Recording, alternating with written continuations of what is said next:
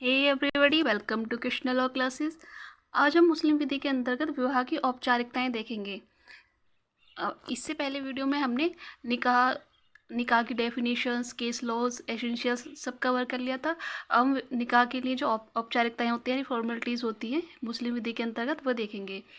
तो देखते हैं, मुस्लिम विधि के अंतर्गत विवाह पूर्ण होने के लिए किसी धार्मिक अथवा संस्कारगत औपचारिकता की अनिवार्यता नहीं है। मतलब इसमें सीधे सीधे कह दिया गया कि मुस्लिम विधि में विवाह पूर्ण होने के लिए किसी भी धार्मिक अथवा संस्कारगत औपचारिकता की अनिवार्यता नहीं है।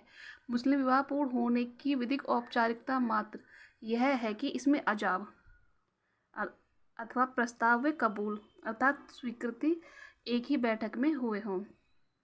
मतलब एक ही बैठक में क्या क्या हुआ हो, इजाब हुआ हो, प्रस्ताव हुआ हो, उधर से कबूल यानी स्वीकृति हुई हो। दोनों पक्ष की, एक ने प्रस्ताव दिया हो तो दूसरे ने कबूल किया हो, लेकिन एक ही बैठक में होना चाहिए। बस इतनी ही औपचारिकताएं हैं। तो चलते हैं, देखते हैं प्रस्ताव और स्वीकृति। सबसे पहले प्रस्ताव, विवाह के लिए अपनी इच्छा व्यक्त करना ही प्रस्ताव कहलाता है। मतलब कोई भी पक्षकार सामने से कहता है मैं आपसे विवाह करना चाहता हूँ, तो ये प्रस्ताव है। तो अब प्रस्ताव लड़का या लड़की दोनों में से किसी की भी तरफ से हो सकता है कि क्या आपको कबूल है। तो विवाह के प्रस्ताव की स्वीकृति आवश्यक है। विवाह तभी माना जाएगा जब प्रस्ताव की स्वीकृति दूसरी पक्षकार ने या पार्टी ने दे दी हो। विवाह का प्रस्ताव व स्वीकृति मौखिक भी हो सकती है और लिखित भी हो सकती है। चाहे तो मौखिक में हो सकती, ओरल हो, या चाहे रिटिन हो। और इनका लिखित होना आवश्यक नहीं है। ऐसा कहीं नहीं लिखा है कि सिर्फ रिटिन में ही हो।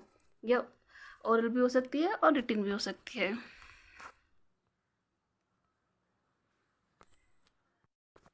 देखिए, प्रस्ताव अथवा स्वीकृति एक ही बैठक में होना आवश्यक है। इसका वास्तविक अर्थ यह है कि प्रस्ताव तथा स्वीकृति साथ साथ हुए हों। मतलब दोनों का एक साथ हो जाना ही आवश्यक है। यानी जब प्रस्ताव दिया गया हो तभी कबूल कर लिया गया हो। उदाहरण के लिए, ए किसी संदेश वाहक या पत्र द्वारा विवाह का प्रस्ताव बी को भेजता है। बी दो सक्षम गवाहों के समक्ष संदेश वाहक या पत्र का स्वागत करते हुए उसके संदर्भ में अपनी स्वीकृति दे देती है। इस प्रकार के प्रस्ताव व स्वीकृति द्वारा किया गया विवाह वैध है। मगर यहाँ प्रति प्रस्ताव नहीं होना चाहिए। मतलब उसकी तरफ से भी, दूसरी पार्टी की तरफ से भी अपनी तरफ से प्रपोजल नहीं दिया जाना चाहिए, एक्सेप्टेंस होनी चाहिए।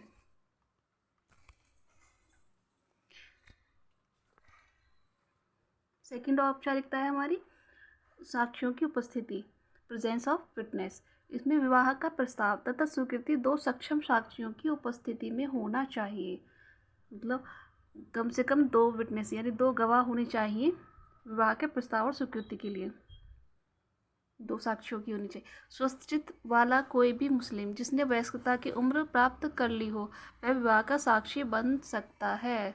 जिसने विवाह की वह प्राप्त कर ली हो, उम्र प्राप्त कर ली हो और स्वस्थचित्त हो। मगर जहाँ केवल एक ही पुरुष है वहाँ पर एक पुरुष व दो स्वस्थचित महिला जो वयस्क हों गवाह बन सकती हैं। इसका मतलब है पुरुष एक ही चल जाएगा अगर दो विटनेस चाहिए तो। यदि उनमें से एक पुरुष है तो काफ़ी है, और दूसरे विटनेस में यदि महिला है तो महिला एक नहीं चलेगी, महिला दो चलेंगी, तब जाके दो विटनेसेस माने जाएंगे। एक पुरुष होगा और यदि महिला तो महिला दो होंगी, नहीं तो दो पुरुष हैं तो काफ़ी है, दो विटनेस माने जाएंगे। महिला के लिए दो महिला होनी चाहिए तब जाके एक विटनेस होगा। और शिया विधि के अंतर्गत, शिया विधि में विवाह की वैधता के लिए सक्षम गवाहों की अनिवार्यता नहीं होती। शिया विधि में विवाह के समय गवाहों की आवश्यकता नहीं होती, लेकिन डाइवोर्स के समय होती है। नंबर थर्ड है, दोनों पक्षकारों के बीच निषिद्ध संबंध न हो, प्रोहिबिटेड रिलेशन नहीं होना चाहिए। और निषिद्ध कौन कौन से होते हैं, सबसे पहले देखते हैं विधिक निषेध होता है। विधिक निषेध कैसा होता है, विवाह की वैधता के लिए मुस्लिम विधि के अंतर्गत निर्धारित किए गए निषेध नहीं होनी चाहिए। मुस्लिम विधि के अंतर्गत विवाह के लिए निर्धारित निषेधों को दो वर्गों में विभाजित किया गया है। नंबर एक है संपूर्ण निषेध, नंबर दो है सापेक्ष निषेध। संपूर्ण निषेध मतलब एब्सोल्यूट प्रोहिबिशन होता है, मतलब पूर्णतः निषेध। संपूर्ण निषेधों के उल्लंघन में किया गया विवाह शून्य माना जाता है। इनमें तीन प्रकार के संबंध आते हैं। नंबर एक है रक्त संबंध,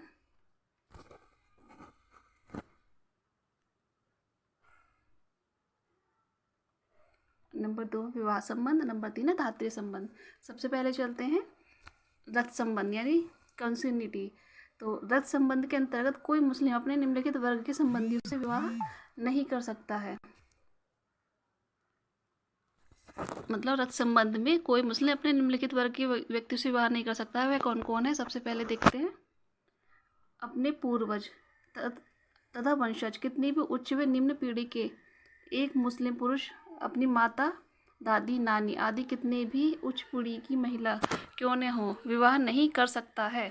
मतलब एक पुरुष जो है अपने पूर्वज तथा वंशज की कितनी भी उच्च, अपने वंशज की उच्च चाहे कितनी भी ऊंची हो, चाहे निम्न चाहे कितनी भी नीचे हो, एक मुस्लिम पुरुष अपनी माता, एक तो माता हो गई, दादी हो गई, नानी हो गई आदि कितनी भी पीढ़ी की महिला क्यों न हो, माता, दादी, नानी चाहे वो कितनी पीढ़ी की क्यों ना हो, उनसे विवाह नहीं कर सकता है। इसी प्रकार कोई मुस्लिम महिला अपने पितामह से विवाह नहीं कर सकती है। इसी प्रकार कोई मुस्लिम पुरुष अपनी लड़की से, व कोई मुस्लिम महिला अपने लड़के से विवाह नहीं कर सकते हैं। तो ये होते हैं अपने पूर्वज तथा वंशज, चाहे वे कितनी भी उच्च व निम्न श्रेणी के हों। सेकंड है, अपने पिता व माता के वंशज। अपने पिता व माता के वंशज चाहे कितनी भी निम्न पीढ़ी तक के हों। माता पिता के वंशज यानी बहन भाई होते हैं। जैसे इस प्रकार के कोई पुरुष अपनी सगी बहन या बहन से या कोई महिला अपने सगे भाई से विवाह नहीं कर सकती। इसी प्रकार कोई मुस्लिम पुरुष अपनी भाभी, भांजी या भतीजी से विवाह नहीं कर सकता तथा मुस्लिम महिला भी अपने भतीजे व भांजी से विवाह नहीं कर सकती। इसमें आगे अपने माता पिता के वंशज। ठीक है, पहले थे पूर्वज तथा वंशज, इसमें वंशज आ गए। अब है थर्ड हमारे पूर्वजों के भाई या बहन। कोई मुस्लिम पुरुष अपनी बुआ तथा अपनी मौसी से विवाह नहीं कर सकता है और कोई मुस्लिम महिला अपने चाचा व मामा से विवाह नहीं कर सकती है। तो पूर्वजों के भाई या बहन में कौन आ गए? जैसे कि बुआ, मौसी और चाचा व मामा, इनसे विवाह नहीं कर सकते हैं। अभी हमने देखे थे रक्त संबंध, अब आ जाइए विवाह संबंध पर। सेकंड है संपूर्ण निषेध में विवाह संबंध। सबसे पहले है पत्नी या पति के पूर्वज या वंशज से।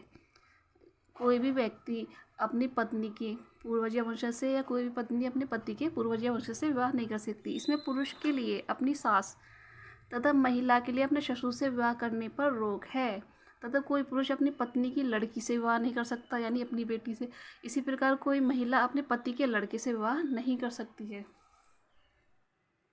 इसमें नोट दिया गया, यदि पत्नी पति के बीच विवाह संबंध तो हुआ मगर संभोग नहीं हुआ है तो पति उस पत्नी की लड़की से विवाह कर सकता है तथा पत्नी भी अपने इस पुरुष के लड़के से विवाह कर सकती है, यानी कि सौतेले बेटे और बेटी से। अब चलते हैं सेकंड है अपने पूर्वज तथा वंशज की पत्नी से। जो अपने पूर्वज हैं उनके वंशज की पत्नी से मुस्लिम पुरुष अपने पिता या पितामह की पत्नी से विवाह नहीं कर सकता है। मुस्लिम पुरुष जो है अपने जिनके पिता या पितामह हैं, पिता या दादाजी, उनकी पत्नी से यानी माता या दादी से विवाह नहीं कर सकता। अर्थात कोई अपनी सगी माँ से तो रक्त संबंध के कारण विवाह नहीं कर सकता, लेकिन अपनी सौतेली माँ से भी निकटता के आधार पर विवाह नहीं कर सकता है।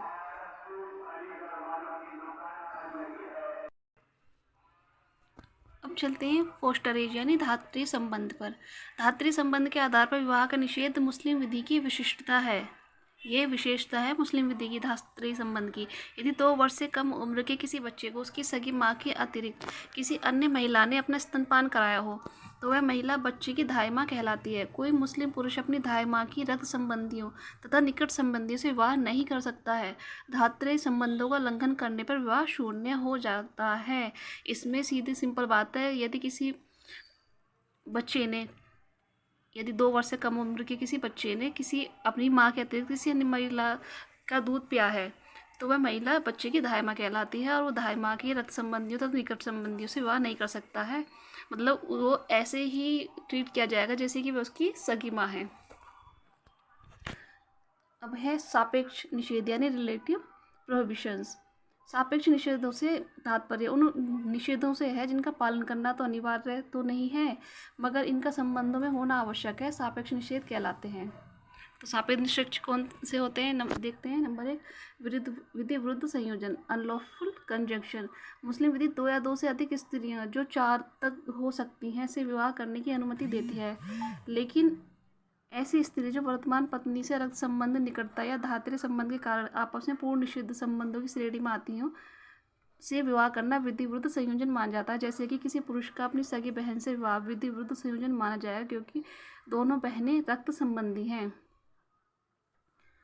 तो इसमें क्या कहा गया, मतलब मुस्लिम विधि में 2 से अधिक स्त्रियाँ जो कि 4 तक तो हो सकती हैं उनसे विवाह करने की अनुमति तो दे दी गई है, लेकिन ऐसी स्त्री जो वर्तमान में पत्नी से रक्त संबंध यानी उसकी पत्नी की बहन हम कह सकते हैं उदाहरण के लिए, या निकटता या धात्रीय संबंध के कारण उसे आपस में पूर्ण निषिद्ध कहा गया है। तो ये एग्जाम्पल सही है, यानी कि पत्नी की बहन हुई तो उनसे विवाह नहीं किया जा सकता है, इसे विधि विरुद्ध संयोजन माना जाता है। सुन्नी विधि में विधि विरुद्ध संयोजन का विवाह अनियमित माना जाता है, मगर शिया विधि में ये शून्य होता है। इसे इम्पोर्टेंट है, नोट कर लेना। सुन्नी विधि में अनियमित होगा विधि विरुद्ध संयोजन का विवाह, और शिया विधि में शून्य होगा। 5वां विवाह है मैरिज विद 5th वाइफ। 5वां विवाह मतलब 5वीं पत्नी से विवाह भी, इसमें मुस्लिम विधि में सिर्फ 4 विवाह को ही वैलिड माना गया है, 5वें विवाह को शून्य माना गया है। मुस्लिम विधि एक साथ 4 विवाह करने की अनुमति देती है, लेकिन 5वां विवाह होने पर यह अनियमित माना जाता है और यह शून्य नहीं होता, इसे अनियमित माना गया है। अतः इस विवाह से उत्पन्न संतान की वैधानिकता पर अगर कोई असर नहीं होता है, मतलब संतानें वैलिड रहेंगी, वैध रहेंगी, लेकिन 5 विवाह से पति का पत्नी की संपत्ति में, पत्नी का पति की संपत्ति में कोई उत्तराधिकार नहीं होता है। मतलब संतानें तो वैध रहेंगी, लेकिन उत्तराधिकार पत्नी का पति की संपत्ति पर, पति का पत्नी की संपत्ति पर नहीं होता है। तथा प्रथम 4 पत्नियों में से किसी की मृत्यु होने पर, विवाह विच्छेद होने पर 5वां विवाह नियमित हो जाता है। वहीं शिया विधि में 5वां विवाह शून्य माना जाता है। विवाह विच्छेद हो जाता है अगर किसी पत्नी से, तो 5वां विवाह शून्य हो जाएगा, क्योंकि फिर गिनती 4 ही रह जाएगी।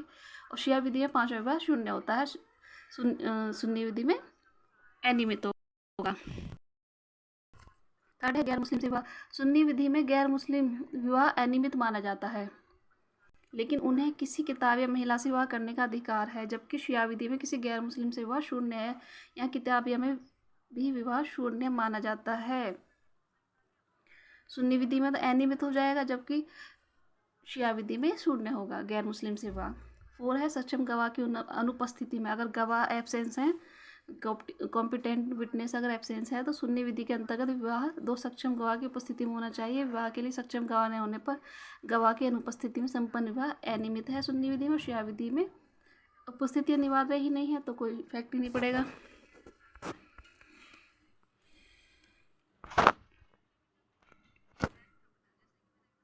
फिफ्थ है इद्दत की अवधि में विवाह।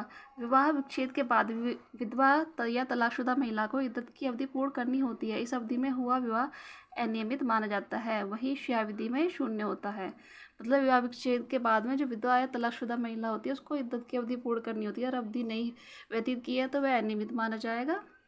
और कहाँ? सुन्नी विधि में और शिया विधि में शून्य माना जाएगा। अब ये हमारा कंप्लीट हुआ टॉपिक। नेक्स्ट टॉपिक इद्दत होगा, जो हम नेक्स्ट वीडियो में देखेंगे।